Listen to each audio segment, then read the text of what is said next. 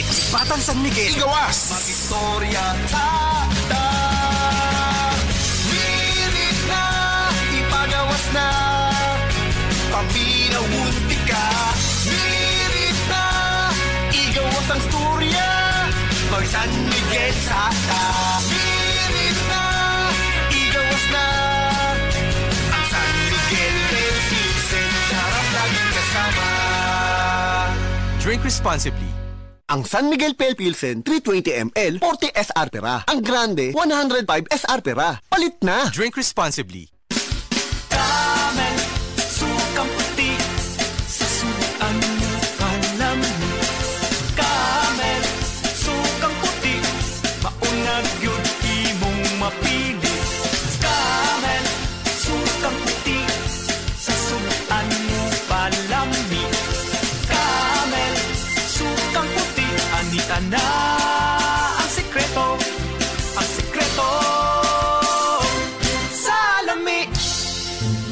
Busing, kadaghan bang putaw ani? Asa nini mo nakuha? Ay, dito na ko rin makuha storage kurente. Ay, dagan pa ko makuha na. Hala busing, di na ko ni pwede paliton sa imo kay adunay multa. Mamahimo patang mapreso kung madakpan tang nga nangawat na maligya o nipalit sa parte sa tore sa kuryente. Di lang ka na, kita pa ang mamahimong hinungdan sa pagkapalong sa kuryente nga dakong perwisyo sa katauhan.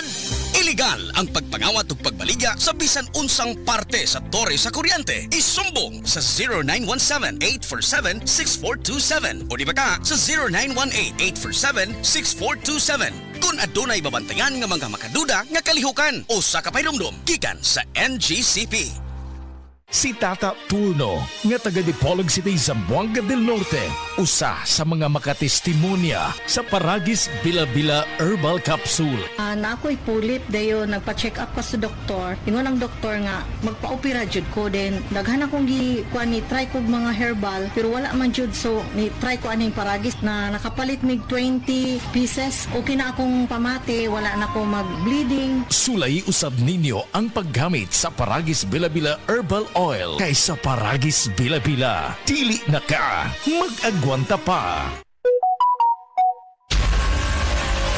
Nasayod ba mo? Nga nagkadaghan na ang nabiktima sa tech scam?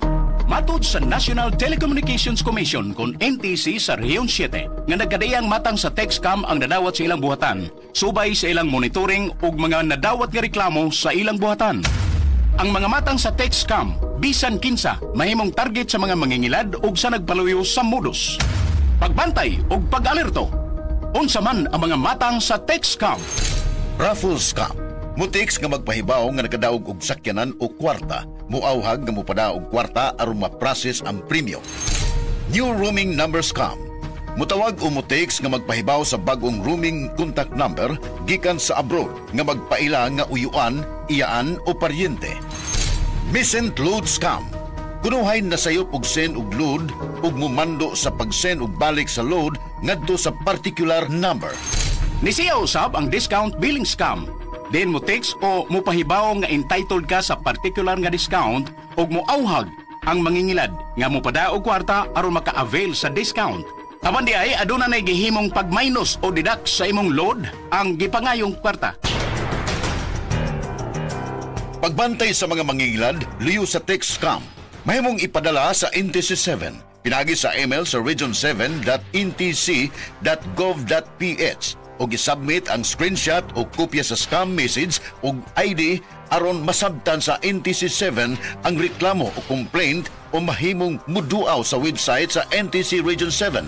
Mahimong mutawag sa contact number sa NTC 7 pinagi sa numero 032-422-6822 or 032-345-8275. Mahimong personal nga muduaw sa buhatan sa NTC 7 sa Barangay Subangdako, Mandawi City ug i-report ang nadawat nga text scam. Usa ka pahimangno gikan sa inyong number 1 radio station sa Sugbo, DYHP o National Telecommunications Commission.